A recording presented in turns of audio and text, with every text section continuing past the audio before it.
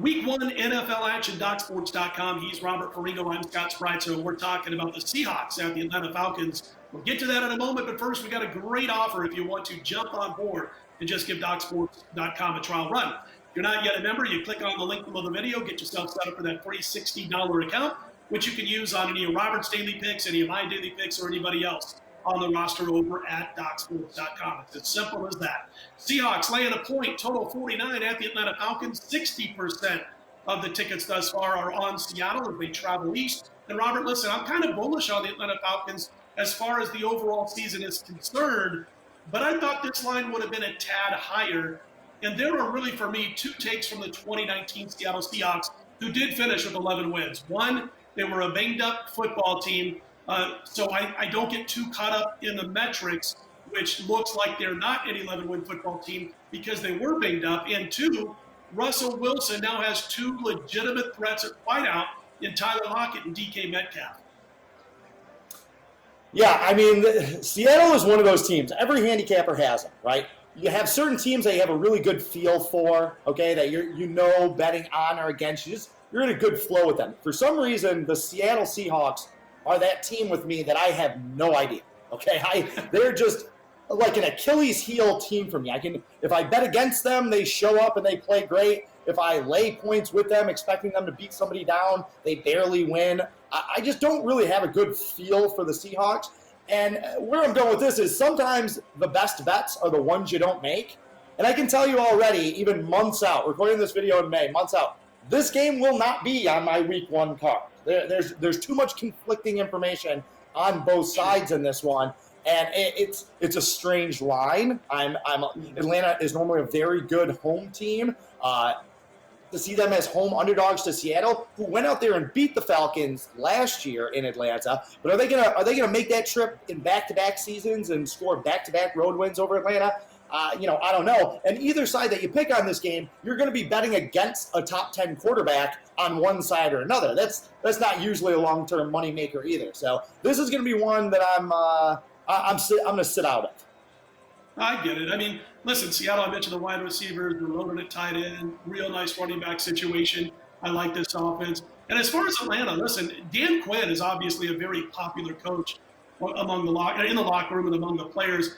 When he finally kind of relinquished those defensive coordinator duties last year, they go 6-3 over the final 9 games, but it wasn't just wins and losses. They allowed less than 20 points per game. They shaved off 15 points per game from what they were allowing before he relinquished those duties. They held 9 opponents, their final 9 opponents, to 62% passing as opposed to 72%. They held them to 229 net yards per game on 6.7 yards per pass, which shaved off over 90 yards per game and 2.5 yards per pass from what they were doing in their first 7 games. And if that's not enough, they garnered 23 sacks, allowed just 11 touchdown passes and 10 picks over those final 9 games, which is really why I like this team long-term this season as far as this game is concerned. And about 70% of the tickets, by the way, are playing this total over thus far. As much as I like Seattle's offense, I think we see Atlanta not only playing better over the final 9 games last year on defense, but also the fact that I think they go into this season after last year's horrible start over the first 6 or 7 games and say, we got to get our butts going in the right direction on defense, right out of the blocks, that you're going to see not a 17-14 type of game out of these two teams, but certainly one that goes under the total. And I think it's going to land in the low to mid-40s. And again, that total is 49. I'm not shocked if it gets over 50 with the way folks are betting that over. Yeah, we're in lockstep on this one. That we're in total agreement about. I don't love the side, obviously, on either team, but I'm with you on the total. I think Atlanta's defense is going to be significantly improved, and Seattle always has a good defense. They're always a run-first offense type of thing. They want to kind of grind these games out. I live in the Atlanta area, so I always follow the Falcons a little bit more closely because that's what's going on around here. And I can tell you that there's definitely a level of anxiety around this Atlanta team, not only because Dan Quinn and his coordinators are coaching for their jobs. Another losing season, and everybody's gone. But also, they feel like they've kind of wasted those main years for Matt Ryan. You know what I mean? They haven't gotten as much out of his prime. He's getting up there in age. So there definitely is a lot of anxiety, and I expect that to manifest itself with this team coming out extraordinarily focused early on in the season. Also, their biggest problem, Atlanta's, is over the last couple of years has been depth. Okay, if you look at their roster construction, and I could talk about this in a whole other show, they made a lot of poor decisions with their salary cap. So they had a lot of high-priced talent, and then not a lot left over to build depth into their organization. So over the last couple of years, you've seen some injuries crop up to some defensive starters, and they just don't have anybody else. They don't have NFL caliber starters to plug in there after guys go down. I feel like they've done a little bit better job of addressing that this offseason, and you got to assume that in week one, when this game is being played, they're going to be fully healthy and at full strength. So we should see the best of what the Falcons have to offer right here in week one. Let me ask you this real quick, Robert. I mean, you've got a lot of info on the Atlanta Falcons.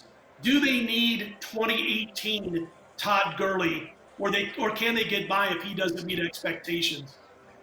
I'm expecting next to nothing from Todd Gurley. I honestly felt like that was more of a PR-oriented maneuver because he played at Georgia. He's always been an extraordinarily popular player in this state because of his college career. And as you know, down in the South, it's always college football first, NFL second. But I'm not expecting very much from him, to be completely honest with you. All of their key offensive weapons are in the passing game, and they still have Matt Ryan.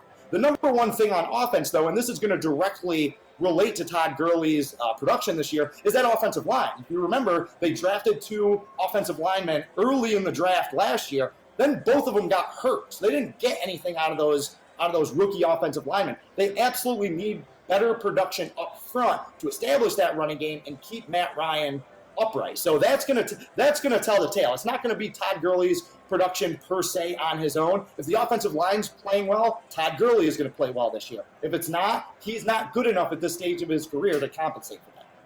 Good stuff from Robert. Again, we're both kind of leaning towards the under in this game. I'm bullish on the Falcons for the 2020 season.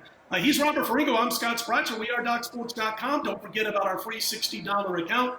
You can use those free $60 towards any of our daily packages over at the website DocSports.com. And to get started, you just click on that link below the video. Check out all of our Week 1 NFL videos. We are DocSports.com.